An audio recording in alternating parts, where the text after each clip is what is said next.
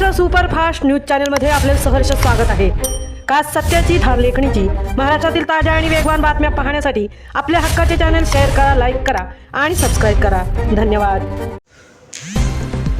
म्हसळा पोलिसांच्या धडक कारवाईमुळे नवीन पोलीस ठाण्याच्या भव्य इमारतीच्या उभारणीचा मार्ग आता झाला मोकळा।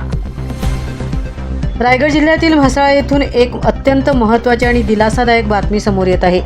म्हसळा पोलीस स्टेशनच्या म्हसळा शहरातील ग्रामीण रुग्णालयासमोरील सुमारे 21 गुंठे जागेवर नियोजित भव्य इमारतीच्या उभारणीचा मार्ग आता मोकळा झाला असून माजी मुख्यमंत्री AR अंतुले यांच्या मतदारसंघात मुख्यमंत्री आणि गृहमंत्रींना देवेंद्रजी फडणवीस भूमिपूजनाला येण्याची शक्यता महायुतीच्या माध्यमातून वर्तवली जात आहे। महाराष्ट्र राज्य पोलीस गृहनिर्माण व कल्याण महामंडळ यांच्या माध्यमातून या प्रकल्पासाठी सुमारे 4.50 कोटी निधी मंजूर झाला आहे। या निमित्ताने म्हसळा दिघी नाक्यावर अनेक वर्षांपासून अतिक्रमणाच्या विळख्यात अडकलेल्या दिशादर्शक फलकाने अखेर मोकळा श्वास घेतला आहे। म्हसळा पोलीस प्रशासनाने केलेल्या धडक कारवाईमुळे आता या मार्गावरून जाणाऱ्या नागरिक आणि पर्यटकांना योग्य दिशा मिळणार आहे।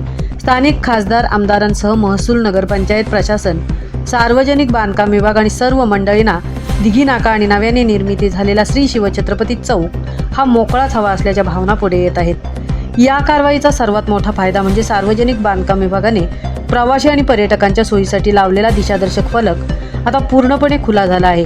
काही व्यावसायिक दुकानांच्या आड हा फलक अक्षरशः दडून गेला होता।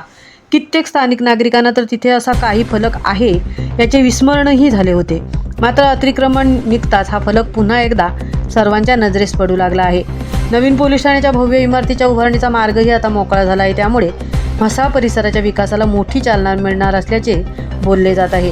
पोलिसांच्या या कामगिरीबद्दल तुमचे काय मत आहे आम्हाला कमेंट्स करून नक्की कळवा।